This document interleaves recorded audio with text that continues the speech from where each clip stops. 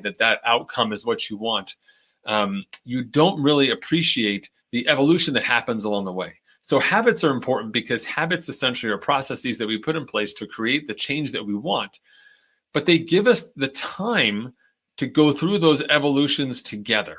Okay. And that's an important distinction relative to how we've handled things typically as a society and how perhaps you've handled things in the past as an athlete. Okay. So let's head back over to the whiteboard here and talk a little bit about this. So let's just say your top goal right now, which is a pretty common and popular goal right now. We're going to say, just going to put body composition out there because everyone has a different goal. Weight management, total health is important for everybody, and everybody approaches it differently. Regardless of what your desired outcome might be, I want you to think about it, the changes that you're going to make from body composition as a process of a habit and not so much as speed to outcome, right? So if you want to lose 5 pounds, or if you want to add 5 pounds of muscle, or if you're going to simply just change the type of food that you eat, whatever it may be, we want to really focus on what are the steps that you're going to take, those habits you're going to take or implement that are going to create the outcomes that we want. Because along that journey, there's a great deal that goes on. So for example, let's just say in this case, this athlete, we'll just use myself, for example, right now, I'd love to lose about 5 pounds. And I say 5 pounds, so my goal, and it's very important that you write out what that goal is, right? So the goal for me is to lose 5 pounds. I'm currently, about 10 pounds off of race weight. So 5 pounds is a short-term goal, gets me closer to my race weight goal. So that's based off of my own personal knowledge. It's a reasonable goal. It's achievable. And the goal is to get to this 5 pounds. Now, I could do something crazy fast, right?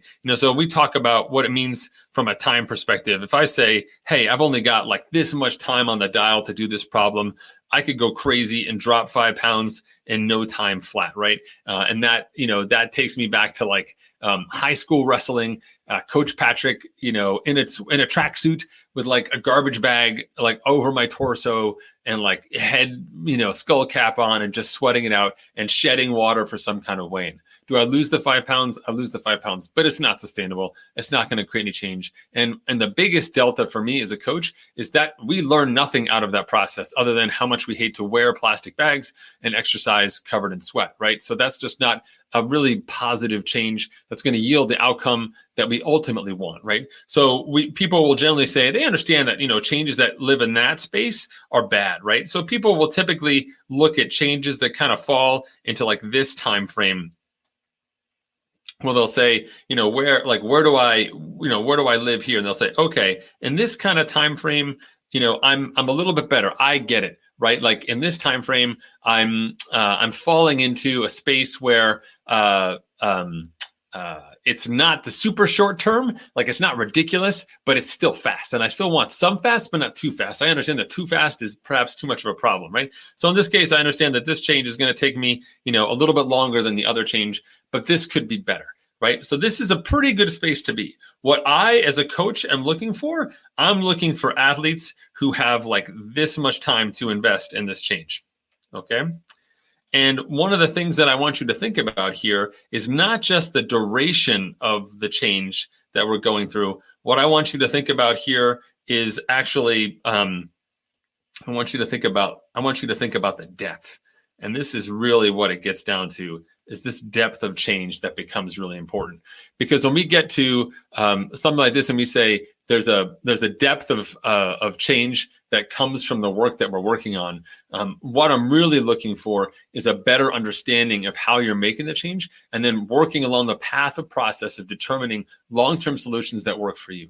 So I want that third option, not time invested as I've got to spend 15 of my 20 hours this week figuring out what to put inside my mouth, but rather I'm willing to spend a great deal of time over a period of time at understanding what are the best choices to make that are going to help me improve my body composition. This is why we typically tackle one habit change at a time, okay? Not because you can't do more, you can absolutely do more, but one habit change at a time, make sure that it's something sustainable, right? So we think about one habit, and I typically recommend that people give themselves 30 days to dive into it. So in the body composition example, just to give you some depth, If I'm trying to lose those 5 pounds, I need to make several different changes.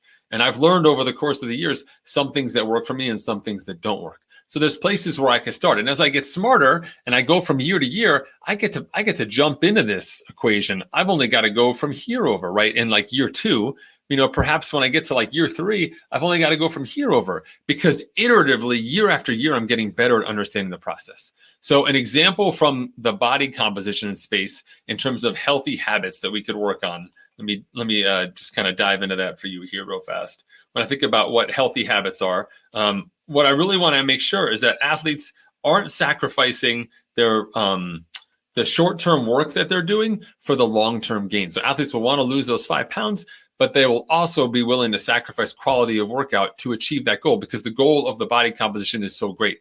As a coach, I don't want that. I don't want 4 weeks, 6 weeks, 8 weeks of compromised workouts simply because you've got this body composition goal. I'm looking for some kind of deeper alignment. So what are some healthy habits that we can build into place that can help us go forward? So number one, I tell our athletes to start off with something super simple here. And this is going to be like the worst drawing ever. So bear with me here. Okay.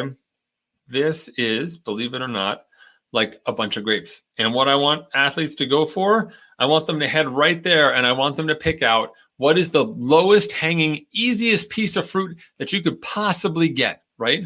So for me, I know from taking a look at my food intake, etc., that my number one issue is after dinner snacking. I've got a sweet tooth. And so my number one target is to head straight for something sweet. So if there's candy in my house or chocolate inside my house, it is in mortal danger of me because I will find it. And so for me, I've got to solve for that easy problem right there. How do I get rid of that habit and I replace it with something that's healthier, right?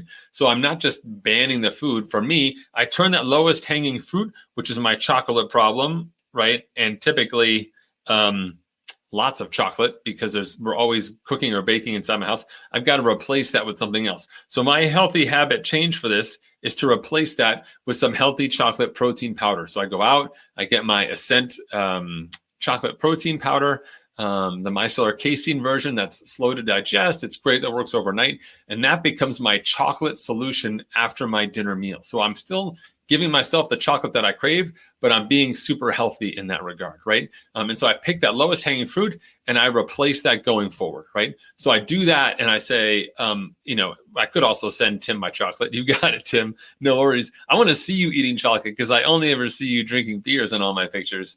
I want chocolate and beer in the next picture. But so what we want to think about doing here is replacing that. So the healthy habit for me is saying, well, I'm going to build a habit where I'm going to leave that chocolate protein powder out. This drives my wife nuts. I leave it out on the counter. So after dinner, I do the dishes, put the dishes away, the protein powder comes out, it sits there. So when I get hungry later on, I start wandering around the kitchen, foraging for stuff. That bag of protein powder is right there, and I've got that reminder. Sometimes, speaking of reminders, I've actually got to put it on my phone, make chocolate protein shake. And that's my trigger, along with the visual trigger, to make the protein shake, and I've done it. Now I've satiated that need for chocolate, the sweet tooth fix that I need, but I've replaced it with something healthy and going forward. So I've already replaced these useless calories with something that's going to make my workouts better and help fix that sort of craving that I have. That's a healthy habit that I can begin to implement that makes positive change over time. It's going to take a little bit of time for me to have that discipline to go forward.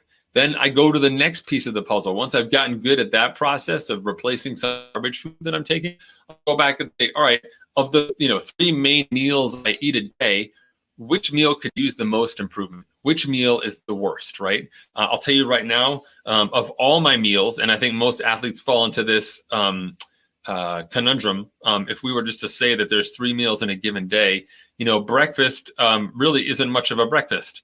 Breakfast ends up being like a really, really quick hot cup of coffee and some kind of a crazy snack, right? Lunch itself used to be really bad because I was always out moving around, doing errands, whatever. And so lunch became something that was generally fast, right? And it was either fast or it was, if I was being really good, it was something I could bring from home and it was super portable. So either way, those don't tend to be generally healthy food choices, right? And then now the real issue for me is that we're home and at dinner, we're doing it ourselves, and dinner is super